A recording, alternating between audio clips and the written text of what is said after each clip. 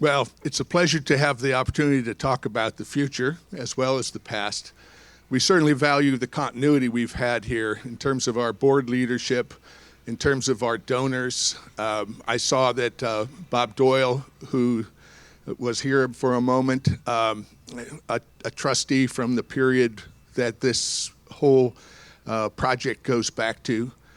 Karen Lang Johnston, our chair, whose father was instrumental in bringing the museum to St. Petersburg.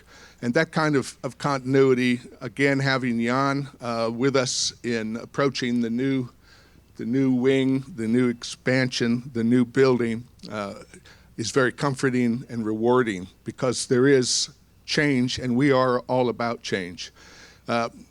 Laura and I have a very objective measure of the age of this building because 2 weeks after it opened, our son Stuart, now about 5 feet tall, that's our measure, was born.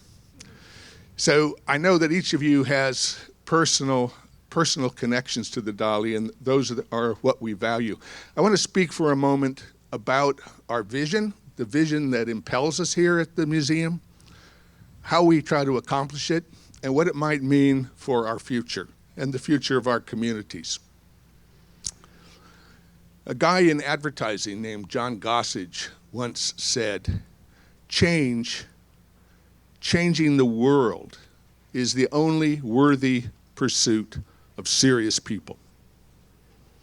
And we've taken that charge as what the museum must do to try to create a vehicle for change.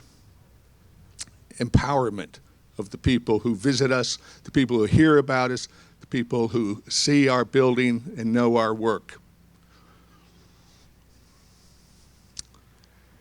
Art is a very peculiar discipline, but a profound immersion in it, even a deep acquaintance with it, lets you know a real important dividend of life, and that is that the world is not just one way. There is not a single reality. And art tops that understanding with glimpses of how we might be different, of how we might have more resilience and flexibility, how we might change ourselves and thus change the world. We have a collection of the artists most associated with innovation in our era, and we're very fortunate to guard that legacy of the Morrises given to this community. We also built this building which would manifest that objective. An orthogonal, poured-in-place concrete structure, very Apollonian, combined with the Dionysian, erupting into a glass oculus that gives 1,060 different visions of the world, frames each one differently. So how do we go about achieving that? How do we go about achieving this empowerment of our visitors? Because there are very few people who have the opportunity to learn how you make an inquiry of a silent work of art, something two-dimensional on a wall. How do you ask it, what are its terms? Are you here for me? What are those shapes about? Are you an object in the world by itself, or are you a window into something? We found that that gap between looking at art and understanding and allowing it to change you can be shortened by technology. So we pressed ourselves to the edge of the available technology in visitor experiences, and we found that our visitors could connect dynamically, not only to the art, but to the art through the artist's life. So we have learned that just as technology is an important part of our future, silent airplanes are in the future, I hope, that technology and its tools and its responsibilities and its challenges are in everyone's future.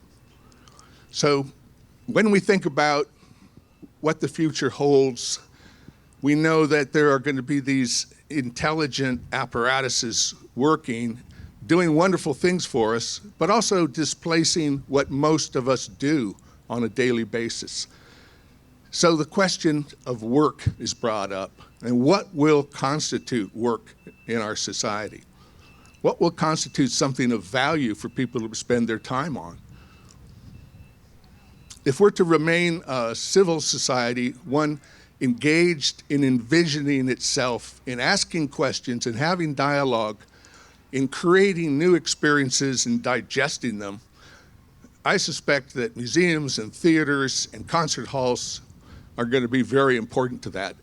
And though we don't know the future of work itself, we know that the work that will go on inside this museum, not only by those who work in it and volunteer in it and dedicate themselves to it, but those who visit it, the work that they will accomplish inside our museum will be essential to this resilient future that values and creates new perspectives, new discourse, and new humanity. So I would like to ask you all to join with me in having a toast to the next 10 years.